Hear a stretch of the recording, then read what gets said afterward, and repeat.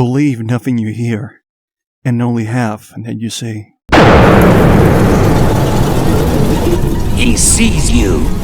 I've got one that can see. There has to be some kind of an explanation for what I've seen tonight. I'll sort the shit out later, but right now there has to be some kind of a simple fucking explanation. Let me ask you a question. Are you afraid of the dark?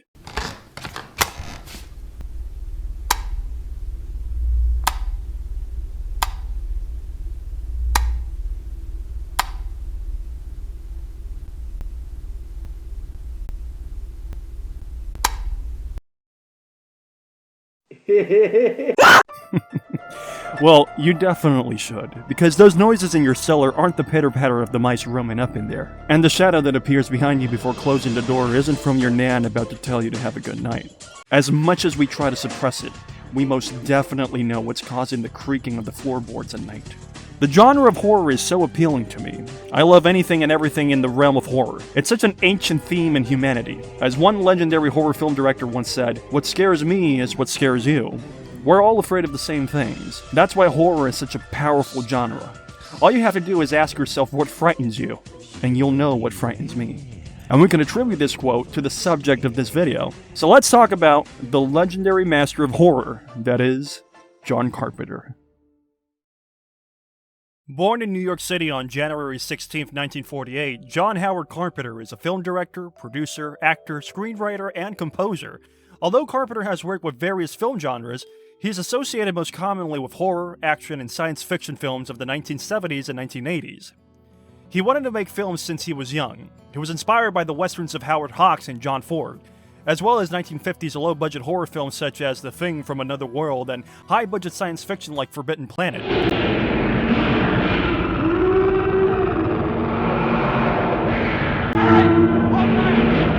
He began filming short films even before starting high school. In the beginning film course at USC Cinema during 1969, Carpenter wrote and directed an 8-minute short film titled Captain Voyeur. The next year, he collaborated with producer John Longenecker as co-writer, film editor, and music composer for The Resurrection of Broncho Billy, which won an Academy Award for Best Live-Action Short Film. Carpenter's first major film as director was Dark Star, a science fiction comedy that he co-wrote with Dan O'Bannon, who later went on to write Alien. The film cost around only $60,000 and it was difficult to make as both Carpenter and O'Bannon completed the film by multitasking. Carpenter doing musical score as well as the writing, producing, and directing, while O'Bannon acted in the film and did special effects. The film didn't receive much audience and critical praise, however, upon release. Reviews describing the film as a limp parody of Stanley Kubrick's 2001: A Space Odyssey will make their way into the movie review articles. However, Carpenter did receive praise for his ability to make low-budget films. The film eventually became a cult classic among sci-fi fans in the 1980s due to the home video cassette revolution. Carpenter's next film was Assault on Precinct 13, a low-budget thriller influenced by the films of Howard Hawks, particularly Rio Bravo. As with Dark Star, Carpenter was responsible for many aspects of the film's creation. He not only wrote, directed, and scored it, but also edited the film using the pseudonym John T. Chance, the name of John Wayne's character in Rio Bravo. Carpenter has said that he considers Assault on Precinct 13 to have been his first real film because it was the first film that was filmed on a schedule. The film was the first time Carpenter worked with Deborah Hill, who played prominently in the making of some of Carpenter's most important films. On Halloween night, the great pumpkin rises out of his pumpkin patch and flies through the air with his bag of toys for all. Now look, this is all fine and dandy. We can talk about Mr. Scary Man's filmography until Nosferatu wakes up from his slumber, but I'm not going to bore you with all the details. This is a show where I talk about the things I want to talk about, not what you want to talk about, okay? If you don't like it, then go away and never come back. Remember to like, comment, and subscribe for more spooky quality content. No. In this video, I'm going to focus primarily on these 4 films. These are the films that left their mark on me the most. And what better way to start off this segment than by talking about John Carpenter's most iconic film and arguably one of the most iconic horror films of all time. I'm talking about the 1974 slasher film, Halloween.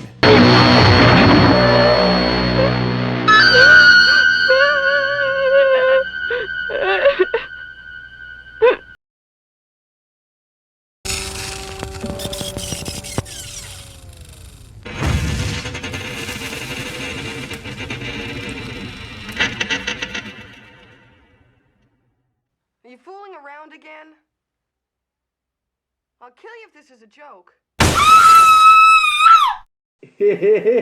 So what is Halloween, you may ask yourself, to which I reply, are you fucking stupid? Obviously it's this. Oh, Clay character. Oh, my Clayton. I'm your biggest fan. I think you are so awesome and incredible. Your music is so cool. But if we're talking about John Carpenter's Halloween film, then the answer is, no, seriously, are you fucking stupid? Well, let me tell you what it is. The plot centers around a mental patient who was committed to a sanatorium for killing his teenage sister on Halloween night when he was only 6 years old. 15 years later, he escapes and returns to his hometown, where he stalks a female babysitter and her friends, while under pursuit by a psychiatrist. Pretty simple slasher stuff, okay? Mr. Carpenter directed, wrote the screenplay, and composed the music for the film, continuing his traditional multitasking methods when creating a film. I can barely record the voiceover and edit a video without being distracted by my insatiable, lustful desire for Reese's Peanut Butter Cups. I mean, I freaking love Reese's Peanut Butter Cups. The marriage between chocolate and peanut butter is so perfect, and I'd go goo goo gaga for them. I mean, who wouldn't?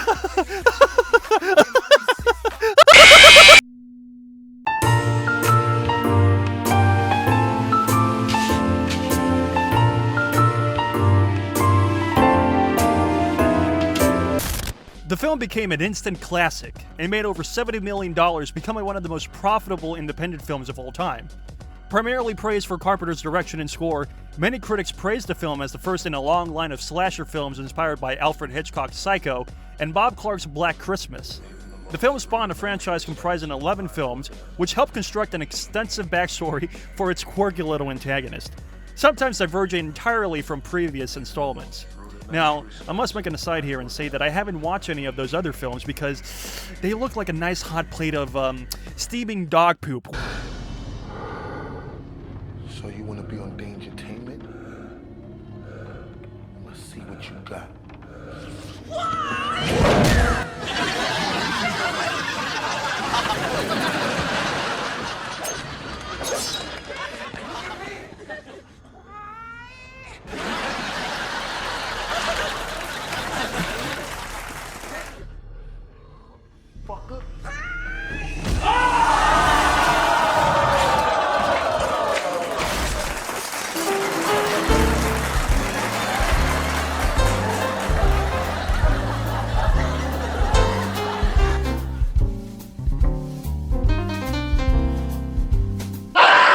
And to be even more honest, I remember liking Rob Zombie's Halloween remake a lot more because of its grimier depiction of Michael Myers. The cinematography of his film looked a lot more rough around the edges, which I love because it makes it more displeasing to watch, but more enjoyable for me. I still have to give Mr. Carpenter his flowers for spawning one of the most recognizable horror characters in cinema history. Carpenter's inspiration for the evil that Michael embodied came from a visit he had taken during college to a psychiatric institution in Kentucky. There, he visited a ward with his psychology classmates where the most serious and mentally ill patients were held. Among those patients was an adolescent boy who possessed a blank, schizophrenic stare. Carpenter's experience inspired the characterization that Loomis gave to Sheriff Brackett in the film. I met this 6-year-old child with this blank, pale, emotionless face and the blackest eyes, the devil's eyes. I spent 8 years trying to reach him, and then another 7 trying to keep him locked up because I realized that what was living behind that boy's eyes was purely and simply evil. Deborah Hill has stated the scene where Michael kills the Wallace's German Shepherd was done to illustrate how he's really evil and deadly. Oh, how edgy, Mr. C. You know, the concept for the film is a bit intriguing to me. The story goes that independent film producer Erwin Yablans and financier Mustafa Cod sought out Carpenter after they viewed his film Assault on Precinct 13 and asked him to direct a film for them, about a psychotic killer that stalked babysitters. Now, I'm no brain doctor, but that sounds like some serious repressed psychosexual kink disorders those two boys had. Am I right, guys? Fuck! Carpenter agreed to direct the film under one condition, that he would have full creative control over the project, and that he would get paid $10,000 for his work, which included writing, directing, and scoring the film. Now, $10,000 in 1978, ladies and gentlemen, it was a different time indeed. He and his then-girlfriend Deborah Hill began drafting a story originally titled The Babysitter Murders. But then Yablans was like, that sucks, call it Halloween, that's more unique. And John was like, oh yeah, you're right. Carpenter agreed and developed a story around it. Mr. Carpenter said of the basic concept, Halloween night. It has never been the theme in a film, which, wow, okay, that was news to me, but whatever. My idea was to do an old haunted house film. It took approximately 10 days to write the screenplay. Yablans wanted the script written like a radio show with booze every 10 minutes. But by Deborah Hill's recollection, the script took around 3 weeks to write, and much of the inspiration behind the plot came from Celtic traditions of Halloween, such as the festival of Samhain. Although Samhain is not mentioned in the plot of the first film, Hill asserts that, and I quote, "The idea was that you couldn't kill evil, and that was how we came about the story. We went back to the old idea of Samhain, that Halloween was the night where all the souls are let out to wreak havoc on the living. And then came up with the story about the most evil kid who had ever lived. And when John came up with the fable of the town with a dark secret of someone who once lived there, and now that evil has come back, that's what made Halloween work." Eerie stuff. So the question then becomes, is this one of the most terrifying movies ever made for real?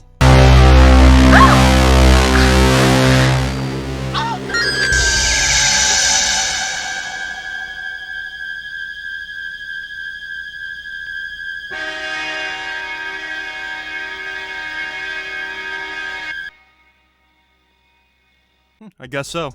Obviously, I'm giving you my own little personal and factual opinion on the film, so I may be a little biased. Michael Myers didn't really scare me, and what I mean by that is his appearance, I mean. It was more the fact that I didn't know what he was, or it was.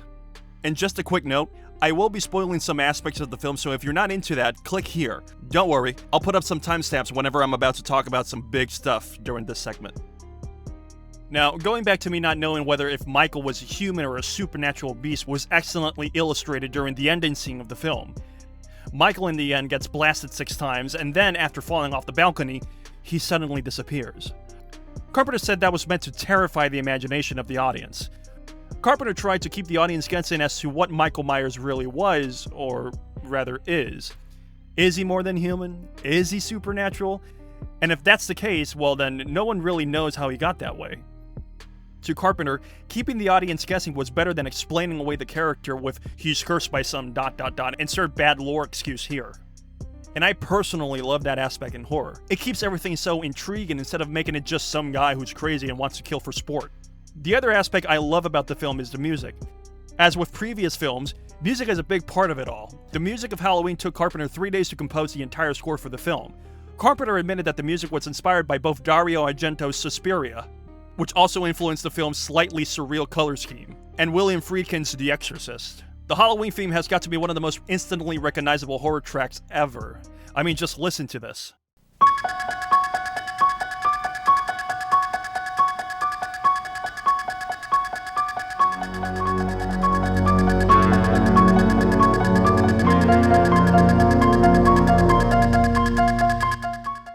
Like, you can put this over anything and it instantly becomes an intense experience. The music of the film lends a lot of credence to the lore. It's relatively simplistic, but it adds a lot of robustness to the overall experience. The whole movie overall is worth a watch for the sake of being culturally sophisticated. Yeah, sure, it's a product of its time, but it holds up so well. One thing you'll notice is that I don't want to spoil these films for you because even though I know they're old, doesn't mean that I have to ruin the experience for someone who's never watched it. So I'm gonna cap this off here. Watch the film. Make some candy popcorn, invite your Pep and Gram over, lock the doors, and have a spooky good time. Oh, and bring a bucket and a mop in case you shit yourself. I know I did.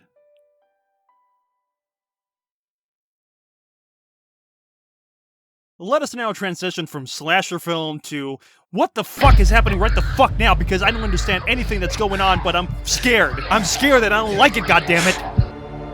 Of course, I'm talking about Carpenter's psychological horror film, In the Mouth of Madness. This is a rotten way to end it. This is not the ending. You haven't read it yet.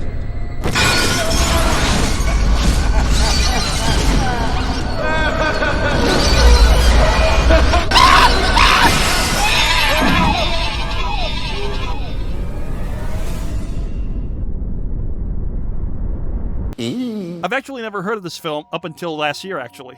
I watched it and I was so enthralled with it that I decided to put it on the list of movies that I love most from John Carpenter. Sam Neill stars as John Trent, an insurance investigator who visits a small town while looking into the disappearance of a successful author of horror novels, and begins to question his sanity as the lines between reality and fiction seem to blur. Informally, the film is the third installment in what Carpenter refers to as his Apocalypse trilogy, preceded by The Thing and Prince of Darkness. More on that later. Now, I really don't know how to approach this film without giving away too many spoilers, because in order for you to understand what's happening, you really need to go into a deep dive analysis on what the sincere fuck is going on, or at least I felt that way the first time I saw the film. One aspect of the film that I like is that, since the film is about blurring the line between reality and fiction, well, not really fiction, more like, the hell that's embodied in this world, you never really get a full sense about if the characters are sort of imagining the horror they're witnessing, or if they're being transported into a hellish nightmare realm that sort of slowly creeps up on them throughout the progression of the film. I really enjoy that aspect of the film. I kept on going, okay, wait. What?! Now, immediately upon first impression, I got this immense feeling that the film was heavily inspired by H.P. Lovecraft's work, and I was right. The movie pays tribute to him within its exploration of insanity and its title, the latter being derived from the Lovecraft novella At the Mountains of Madness. The movie received mixed reviews, but you know what? Who the fuck cares about the critics, honestly? They can go and get their nuts sauteed by a pack of wild dingo dogs for all I care. There's so many little tidbits and details that made me fall in love with this movie. One aspect of it is the cinematography. The movie was made in 1994, but it feels like an early 2000s film. There's something very contemporary about it that I can't really put my finger on, but I know what I mean. It's okay if you don't, okay? So what the fuck is this movie about? Well, listen here, Buster Brown. I'm too stupid to explain it to you properly, so I'm going to shamelessly quote Claudio Calvajo's plot summary, because his way of describing it makes the most logical sense to me. And I quote, "The efficient and skeptical freelance insurance investigator John Trent is hired by the publisher Jackson Harglow to find where the famous writer Sutter Kane might be. After writing a series of bestsellers in the horror genre, affecting the reasoning and causing disorientation, memory loss, and paranoia in readers, Sutter has simply vanished near the release of his new novel, Horror in Hobbs End. There is a mass hysteria of his anxious fans waiting for the new release, and John believes that his disappearance is a marketing strategy. John follows his instincts and travels to Kane's editor, Linda Stiles, to New Hampshire, seeking for the apparently fictional town of Hobbs End. While driving along the night, Linda reaches Hobbs End, and John discloses that Sutter Kane has unleashed a powerful evil force in the black church of the mysterious town, and his twisted imagination is changing the reality and perception of those who read his novels. This movie is such a whirlwind during your first viewing, and it's a sure blast to dissect and talk about with other horror film buffs for sure. I highly recommend it.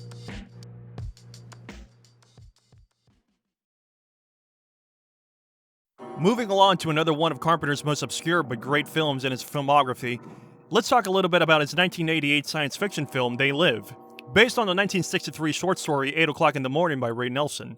The film was a minor success at the time of its release, debuting #1 at the North American box office. Wait, what? Like its past films, it initially received negative reviews from critics, who lambasted its social commentary, writing, and acting. However, like his other films, it later gained a cult following and experienced a significantly more positive critical reception. It is now regarded by many as one of his most largely underrated pieces of work. The film has also entered popular culture, and had a lasting impact on street art, most notably that of Shepard Fairey. While its nearly 6-minute alley brawl between the protagonists has made appearances on all-time lists for best fight scenes. You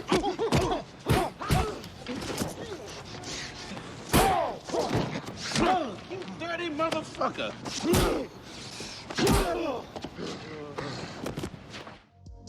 The quick plot synopsis is that a homeless drifter that goes by the name of Nada comes to Los Angeles in search of a job. While on the streets, he sees a street preacher warning that they have recruited the rich and powerful to control humanity. Nada finds employment at the construction site and befriends fellow construction worker Frank, who invites him to live in a shantytown soup kitchen led by a man named Gilbert. That night, a hacker takes over the television broadcast, claiming that scientists have discovered signals that are enslaving the population and keeping them in a dreamlike state, and that the only way to stop it is to shut off the signal at its source. Nada goes full Ezio and follows Gilbert and the street preacher into a nearby church, and discovers them meeting with a group that includes the hacker, where he witnesses science equipment and overhears them talking about something called Hoffman glasses. That night, the shantytown and church are destroyed in a brutal police raid seemingly out of nowhere. The following day, Nada retrieves one of the boxes from the church and takes a pair of the aforementioned sunglasses from it. Nada discovers that the sunglasses make the world appear black and white, but also reveal subliminal messages in the media to consume, reproduce, and conform. The glasses also reveal that many people are actually aliens with skull-like faces. I am not making this up. I haven't taken any drugs ever in my life, but this movie feels like I'm on a bad trip. The first time you see Nada interacting with one of the aliens, it's absolute film gold. This one, real fucking ugly. Get out or I call the cops. Call the cops? You know what you need? You need a Brazilian plastic surgeon. The real ugly bitch alien alerts other aliens via a wristwatch-like device. Nada tries to leave but is confronted by two alien cops, and from there the film just goes full fringe. It saddens me that most people haven't heard of this film because it truly is a unique concept for an alien movie. It's something that I haven't seen done since. I'm sure there's bound to be some out there though, I'm just too lazy to search them up right now. This film has so many great scenes in it. So many quotable lines were written for the main protagonist. One of the more famous ones has to be, I have come here to chew bubblegum and kick ass, and I'm all out of bubblegum. I wonder where I've heard that one before. It's time to kick ass and chew bubble gum, and I'm all out of gum. To this end, Carpenter thought of sunglasses as being the tool to seeing the truth, which is seen in black and white. It's as if the aliens have colorized us. That means, of course, that Ted Turner is really a monster from outer space. What? Bro, you're not telling me that John wasn't on some Bill Hicks type shit. I have taken drugs before, and I had a real good time. Didn't murder anybody, didn't rob anybody, didn't rape anybody, didn't beat anybody, didn't lose one fucking job, laughed my ass off, and went about my day.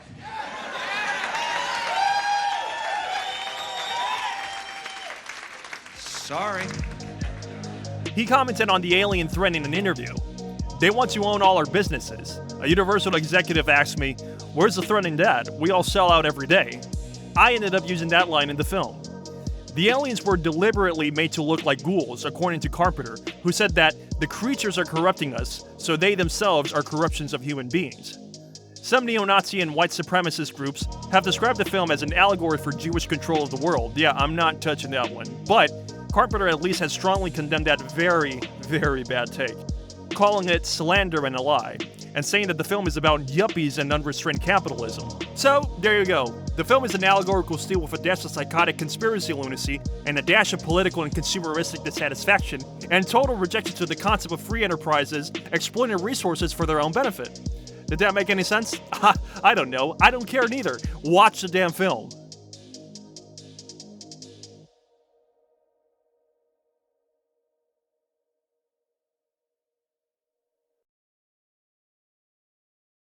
And now, ladies and gentlemen, we've reached the point in this video where I give a brief warning to the squeamish.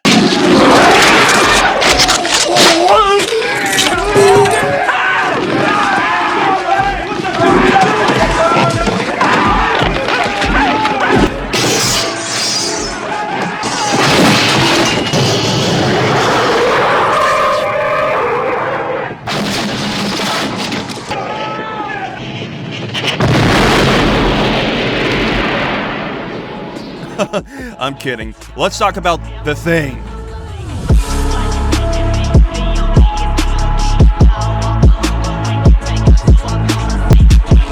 Yes, yes, and yes. This film absolutely fucking rocks! The first time I saw a scene from this film, I was utterly horrified.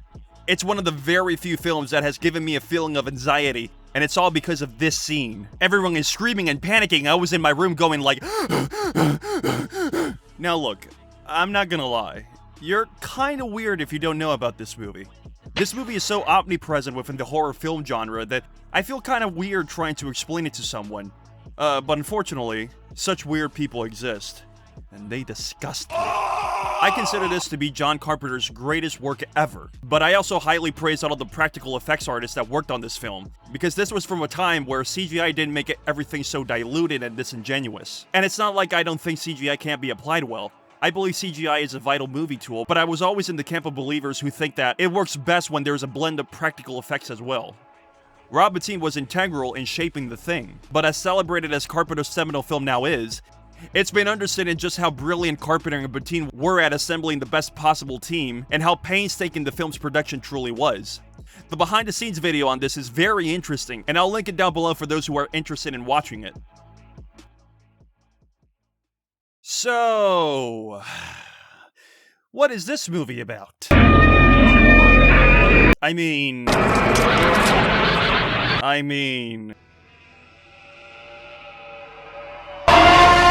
Yeah. The Thing is based on the 1938 John W. Campbell Jr. novella, Who Goes There? It tells the story of a group of American researchers in Antarctica who encountered the eponymous Thing, a parasitic extraterrestrial life form that assimilates, then imitates other organisms. The group is overcome by paranoia and conflict as they learn that they can no longer trust each other and that any one of them could be the Thing. Production began in the mid-1970s as the faithful adaptation of the novella, following 1951's The Thing from Another World. The script went through several directors and writers, each with different ideas on how to approach the story. Filming lasted roughly 12 weeks, beginning in August 1981, and took place on refrigerated sets in Los Angeles, as well as in Alaska and British Columbia. Of the film's $15 million budget, $1.5 million was spent on Rob Bottin's creature effects, a mixture of chemicals, food products, rubber, and mechanical parts, turned by his large team into an alien capable of taking any form. The film was released in 1982 to, wait for it,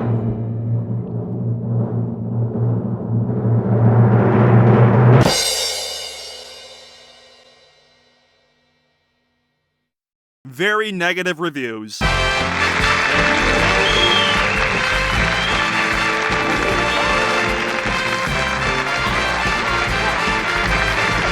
Oh, beautiful! It was described as instant junk, a wretched excess, and proposed as the most hated film of all time by film magazine Cinefantastic.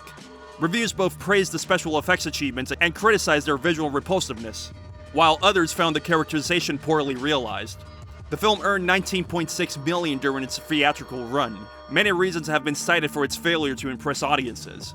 Competition from films such as E.T. the Extraterrestrial, which offered an optimistic take on alien visitation, a summer that had been filled with successful science fiction and fantasy films, and an audience living through a recession, diametrically opposed The Thing's nihilistic tone. The film found an audience when released on home video and television. Can you believe that? In the subsequent years, it has been reappraised as one of the best science fiction and horror films ever made, and yes, has gained a cult following as well. Have you noticed the pattern of people hating John's films when they release, but then find a massive cult following years later?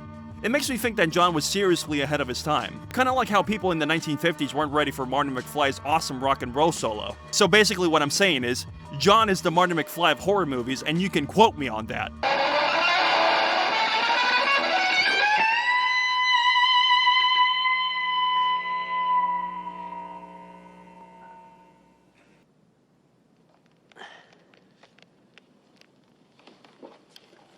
Guess you guys aren't ready for that yet. But your kids are gonna love it.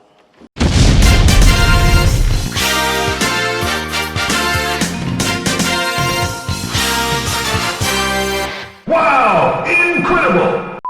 Other filmmakers have noted its influence on their work, and the movie has also been referred to in other media such as television and video games. The Thing has spawned a variety of merchandise, including a 1982 novelization, haunted house attractions, board games, and sequels in comic books, a video game of the same name, and a 2011 prequel, and also a remake was announced in 2020. Wait, I didn't hear of this. I literally just found this out. This is so cool! Oh, but I know that it won't be as magical as the original. They're gonna hire some ding-dong that's going to add some poorly rendered blender effects and a heap ton of jump scares. I just know it. Oh, now I'm pissed again. But no matter how many times they go about remaking this masterpiece, not a single one of those will hold a candle up to the 1982 original. I can go on talking about this film and all the films I talked throughout this video, but I won't. So I'm gonna end the video now. Bye! On a serious note, thank you so much for watching. I put a lot of hard work into the content I'm making because I'm serious about turning this channel into something legitimate. Any amount of support will be most welcomed. So please keep subscribing, commenting, and liking the videos, and most importantly, leave me some real feedback so I can learn how to improve the channel even further. But with that being said, have a happy Halloween, my fellow undead heathens, and until next time.